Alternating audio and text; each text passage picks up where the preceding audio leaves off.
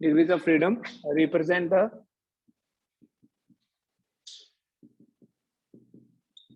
number of independent motions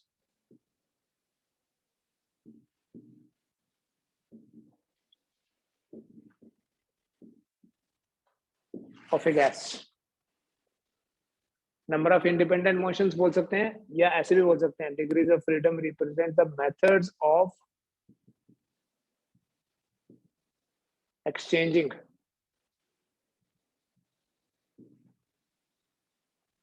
energy, methods of exchanging energy.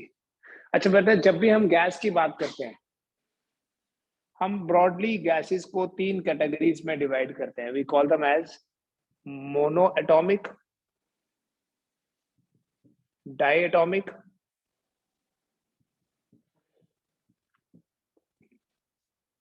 And triatomic.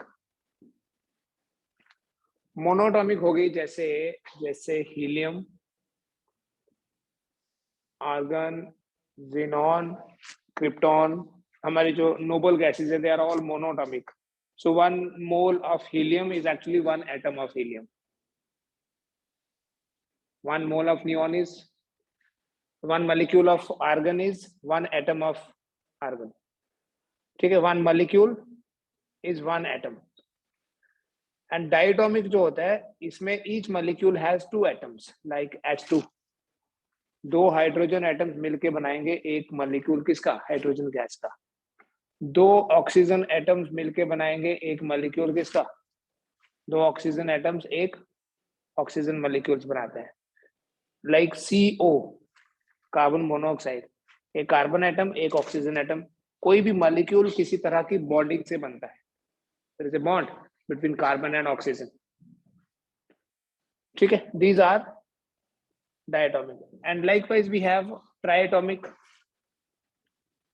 gases like O3, like H2O, like CO2। ये 2 particular example ली मैंने, इन दोनों की shape अलग अलग है बेटा।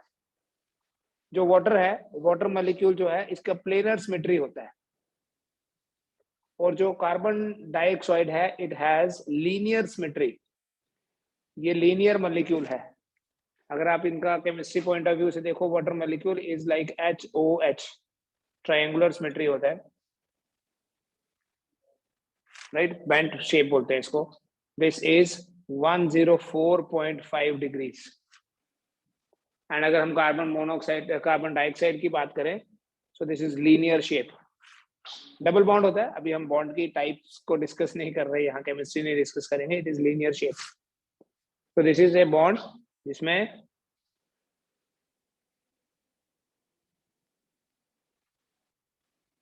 like this. So जो हमारे ट्राइटोमिक मॉलिक्यूल्स हैं, इट कैन बी प्लेनर और it can be linear also. Yes, ठीक है, उनका जो शेप है वो प्लेनर भी हो सकता है। प्लेनर हो गया मतलब इन ए प्लेन 2 डायमेंशनल, और लीनियर हो गया 1 डायमेंशनल, ऐसे भी बोल सकते हैं। तो these are few types of gases. इसके अलावा हमारे पास अगर हम जनरल बात करें, this is not all, we have polyatomic gases, we have sulphur oxide, we have methane CH4, तो एक कार्बन 4 हाइड्रोजन एटम्स हैं। So we have different types of gases. तो बाकी जो हैं उनको हम जनरली बोलेंगे पॉलीएटॉमिक।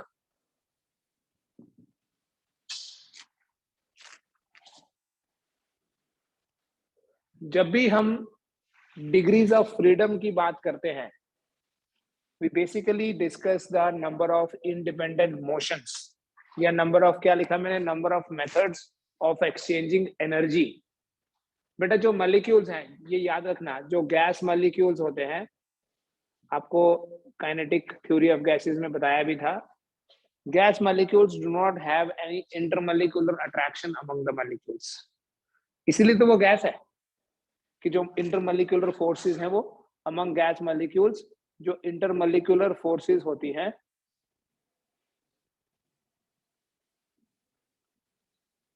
Intermolecular forces are 0। इसलिए among gas molecules there is no potential energy.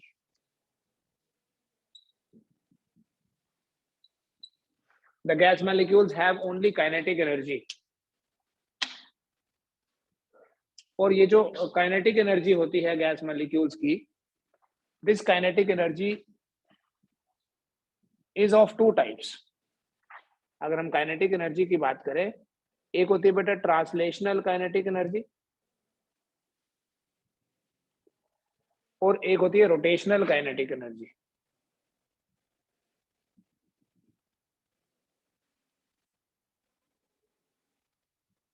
Translational kinetic energy वही है जिसे हम बोलते हैं 1/2 mv², और rotational kinetic energy is 1/2 I ω².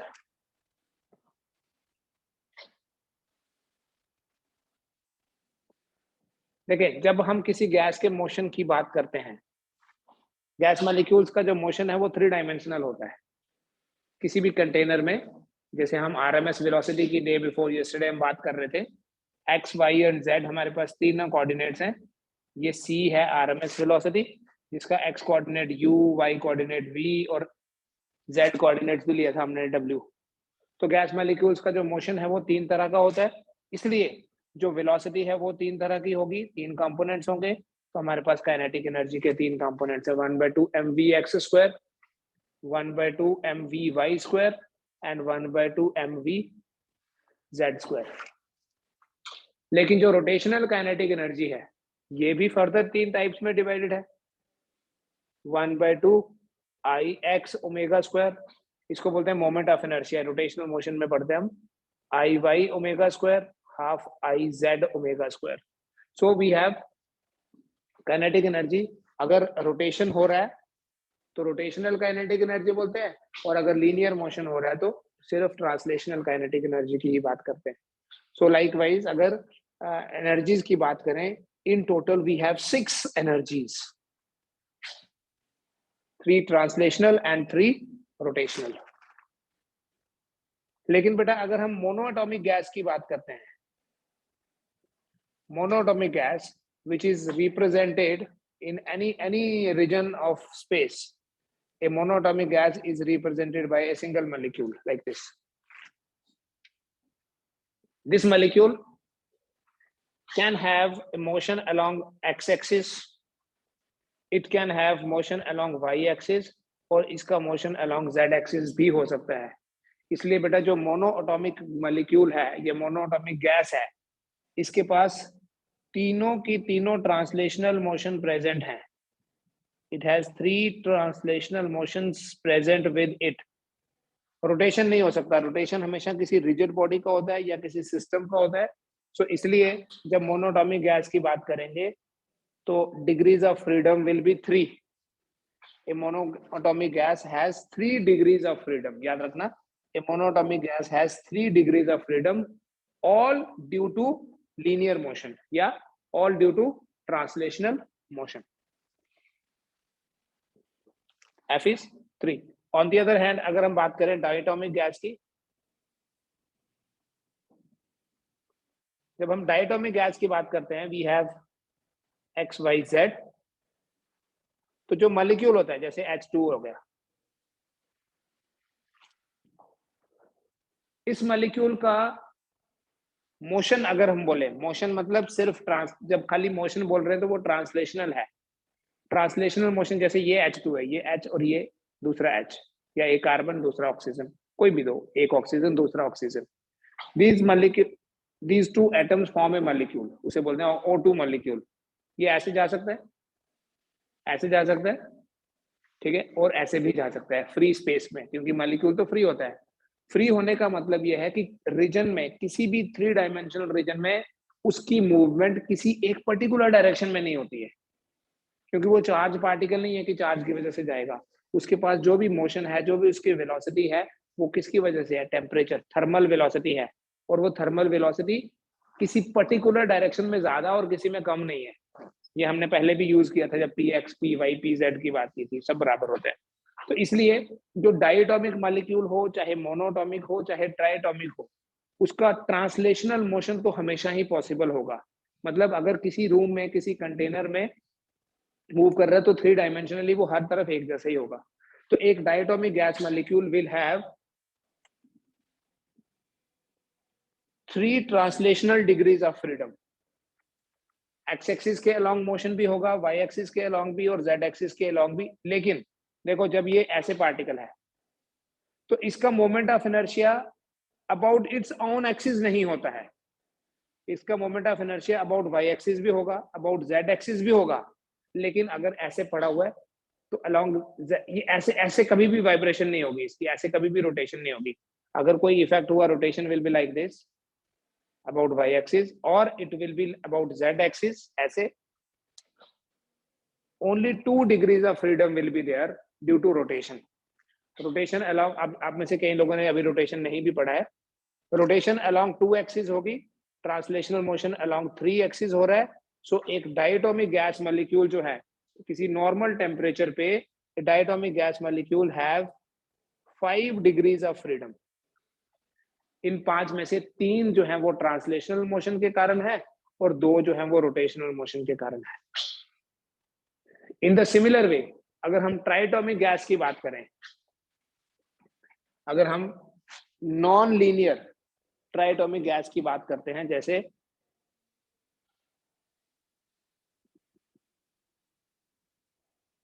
अगर हम ट्राइटोमिक नॉन लीनियर की बात करें, जैसे वाटर की बात करें, तो जो वाटर मॉलिक्यूल होगा it will have 6 degrees of freedom.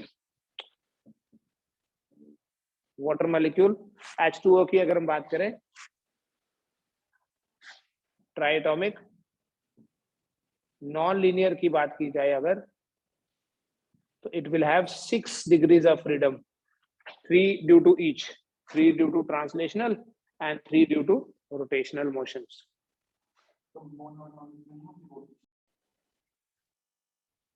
सो बेटा अगर डिग्रीज ऑफ फ्रीडम डायरेक्टली याद रखें, आपको कॉम्पिटिटिव में डायरेक्टली याद रखना है। मोनोटॉमिक के लिए we have 3 degrees of freedom, diatomic के लिए we have 5 degrees of freedom, और ट्राइटोमिक के लिए we have 6 degrees of freedom.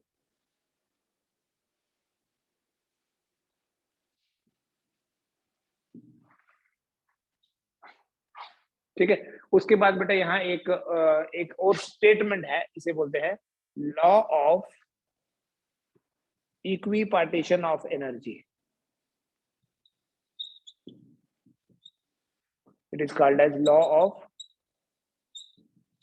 Equipartition of energy.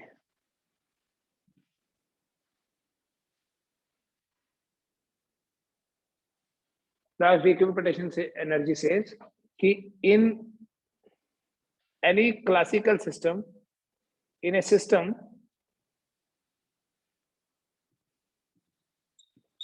which is in thermal equilibrium, thermal equilibrium का मतलब है कि एक ऐसा सिस्टम जो सराउंडिंग्स के साथ हीट एक्सचेंज नहीं कर रहा, तभी थर्मल इक्विलिब्रियम होता है। In a system the total energy, a system which is in thermal equilibrium,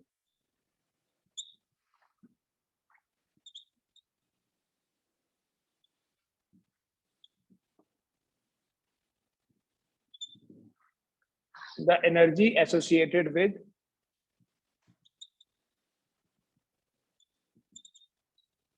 each degree of freedom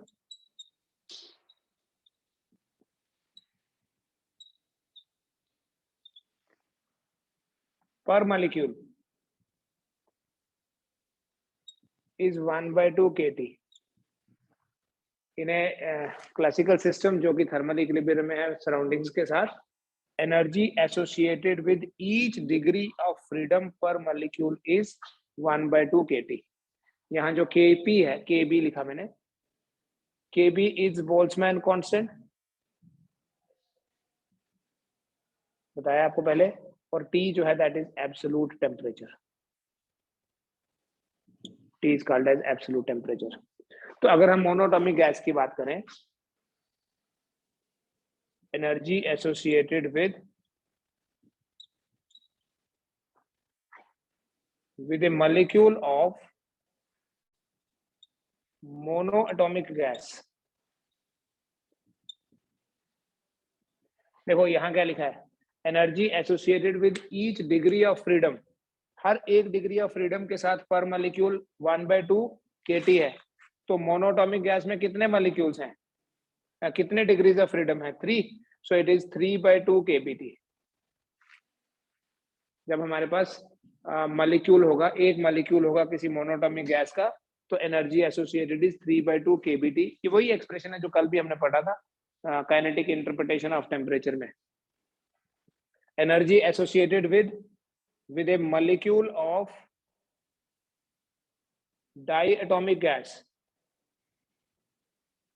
is 5/2 kT, and the energy associated with a molecule of triatomic gas is 6/2 kT। इसको आप बोल सकते हो 3/2, 3/2 नहीं, only 3 kT। अब इसके basis पे बेटा कौन सी कैलकुलेशंस करनी है? हाँ लिखो, आप आराम से लिखो।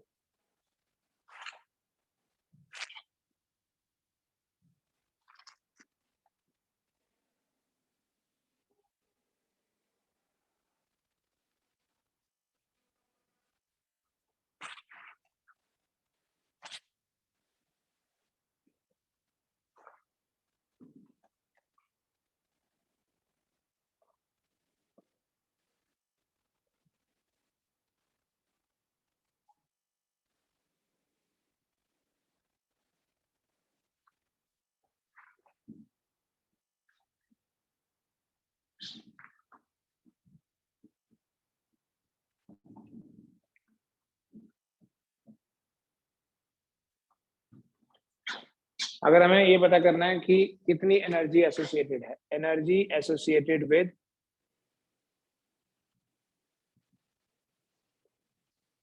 1 mole of a monoatomic gas is U equal to, देखो energy associated with 1 molecule is 3/2 kT। तो एक मोल में कितने मॉलिक्यूल्स होते हैं? उसी को बोलते हैं बेटा एवोगैड्रोस नंबर। तो अगर एक मॉलिक्यूल के साथ इतनी एनर्जी एसोसिएटेड है तो Na मॉलिक्यूल्स के साथ इतनी हो गई। क्या हम ये बोल सकते हैं that it is equal to 3/2 N into KB into T। आपको बताया था बेटा बोल्ट्जमैन कांस्टेंट क्या होता है? Gas constant divided by Avogadro's number. तो ये Na इंटू KB क्या हो गया? R हुआ। तो U कितना बना? 3/2 RT। चला पता? अब यही एनर्जी आप कैलकुलेट करो, सभी के लिए लिखो। Energy associated with 1 mole of diatomic gas is 5/2 kBT into Na, so that will become 5/2 RT। और ऐसे ही ट्राइटोमिक के लिए भी लिखिए।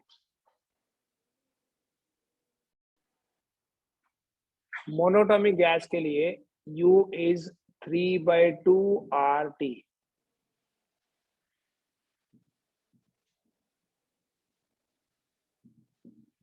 डायटोमिक गैस की अगर हम बात करें,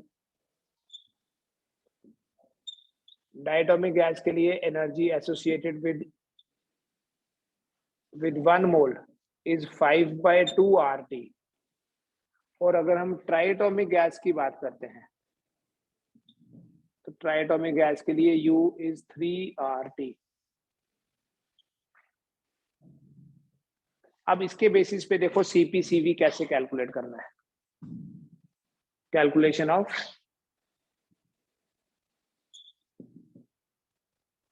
CP एंड CV। मैंने आपको काइनेटिक थ्योरी ऑफ गैसेस पढ़ने से पहले जब थर्मोडायनेमिक्स पढ़ रहे थे, वहां हमने एक जब मेयर्स रिलेशन डिराइव किया था, वहां ये लिखा था for 1 mole of a gas du is equal to CV dt।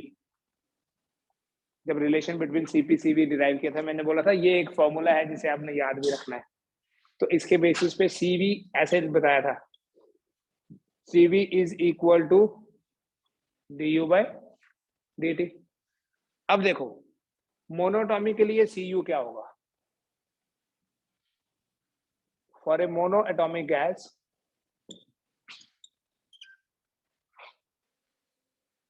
CV is equal to d/dt of U की जगह क्या लिखूं?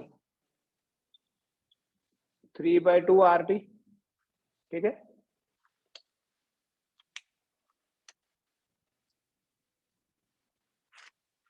Now this 3/2 R will be out. CV क्या हुआ? CV is equal to 3/2 R हुआ। Now CP minus CV क्या होता है? Therefore CP minus 3/2 R is equal to R. तो CP क्या हुआ? मोनोटॉमिकली, बोलो बोलो ना। CP is equal to R plus 3/2 R. So CP is equal to 5/2 R. CV कितना है? 3/2 R। और CP CV की रेशियो को बोलते हैं गामा, याद है? So therefore गामा कितना हो गया मोनोटॉमिक के लिए? Gamma is CP by CV, so it is equal to 5/2 R, 3/2 R। मैंने आपको डायरेक्टली बताया भी था 5/3 1.67 होता है। So for a monoatomic gas CP की वैल्यू आ गई आपके पास, CV की वैल्यू भी आ गई। इन द सिमिलर वे आप डायटोमिक के लिए कैलकुलेट करो, ट्राइटोमिक के लिए CP भी कैलकुलेट करो, CV भी और गामा भी। You will have all the results which you already know. अभी कर लो। तो बेटा मोनोटॉमिक, डायटोमिक, ट्राइटोमिक गैसेस के लिए U तो लिखा हुआ पहले से। अगर CV की बात करें, इट विल बी मोनोटॉमिक के लिए 3/2 R, CP हो जाएगा 5/2 R, और गामा हो जाएगा 5/3 which is 1.67. Then if we talk about diatomic, diatomic के लिए CV will be 5/2 R, CP will be 7/2 R, and gamma will be 7/5 which is 1.4, है ना? हाँ, right वाला। Then triatomic में we have CV is equal to 3R, ऐसे आएगा ना du/dt करके। ये तो फॉर्मूला है ही अपने पास कि CV is equal to du/dt। CP is equal to 4R, कैसे? CV plus CP, CV plus R is CP, and gamma will be equal to 4/3. This is 1.33. So this way we have different values of CP, CV and gamma for different gases, right? But अगर हमारे पास कोई, करें थोड़ा सा और, जब भी हम जनरली गामा फाइंड कर रहे हैं, हम क्या कर रहे हैं? CP/CV कर रहे हैं, right? But for a mixture of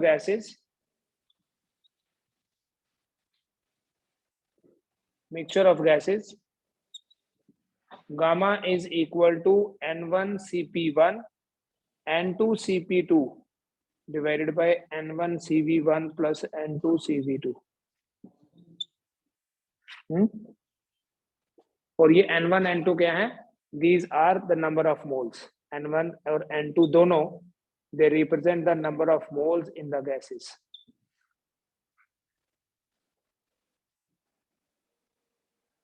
Question can be like this: 2 moles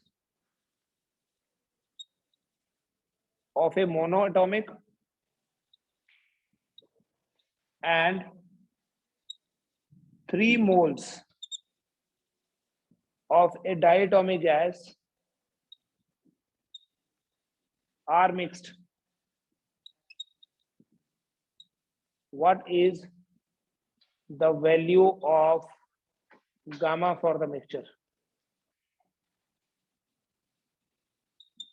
2 moles of monatomic and 3 moles of diatomic gas are mixed. What is the value of gamma for the mixture? Give it a try. ज्यादा 2 moles of monatomic gas, देखो gamma कैसे निकालना है? Triatomic नहीं है ना, ये मिटा देता हूँ। मोनोटोमिक गैस के 2 मोल्स हैं, so gamma is equal to 2 into what is value of CP for monatomic? 5/2 R, plus 3 moles of diatomic, plus 3 into diatomic के लिए CP is 7/2 R, 7/2 r divided by 2, that is n1 cv1, that is 3/2 r into 3/2 r plus 3 into 5/2 r, ऐसे किया ना, 5/2 r, तो ये r/2 तो cancel हो गया सीधा ही, तो ऊपर आ गया 10 प्लस 21 31 और नीचे कितना आ गया 6 प्लस 15 21, दैट इज 1.48476 कुछ ऐसे आएगा 1.48। हाँ सीमांत बोलो क्या पूछना है। सर गामा की वैल्यू 1 से कम नहीं होती ना? हाँ नहीं होती, आपको यही होनी चाहिए क्या, कहाँ है कम, सीपी हमेशा सीबी से बड़ा है, रामायण पूरी खत्म हो गई, आज बोल रहे हैं वो गामा की वैल्यू कम से कम पूछ रहा है, बता रहा है, सर पूछ रहा था। पूछना भी अभी क्राइम है इस स्टेज पे आके, अगर तू गामा पूछ रहा है। गामा आ गया 1.48। इसी क्वेश्चन को अगर मैं इंटरचेंज करके ये बोलूं ना कि 3 मोल्स ऑफ मोनोटॉमिक है और 2 मोल्स ऑफ डायटोमिक है, मोनोटॉमिक के 3 और डायटोमिक के 2, तो आप यहां पर ही इंटरचेंज कर लो, राइट। तो उस सिचुएशन में बेटा आपका आंसर बनेगा 29/19, करके देखो, उस सिचुएशन में आपका जो आंसर बनेगा दैट विल बी 1.52, ठीक है। Now this is your job इसको कंफर्म करना। इन एवरी केस जब भी आपके पास मिक्सचर होगा, the value of gamma is close to 1.5। हमेशा जब भी आप कोई मिक्सचर ऑफ गैसेस लोगे तो गामा की वैल्यू 1.5 के आसपास ही होगी, लेकिन अगर इफ n1 और n2 बराबर हैं, जैसे 2 moles of monoatomic and 2 moles of diatomic, तो ये भी कंफर्म कर लेना, तब गामा की वैल्यू एग्जैक्टली 1.5 होगी, ठीक है। Now do it at your place and बताओ मुझे कि ऐसा होता है या नहीं होता है।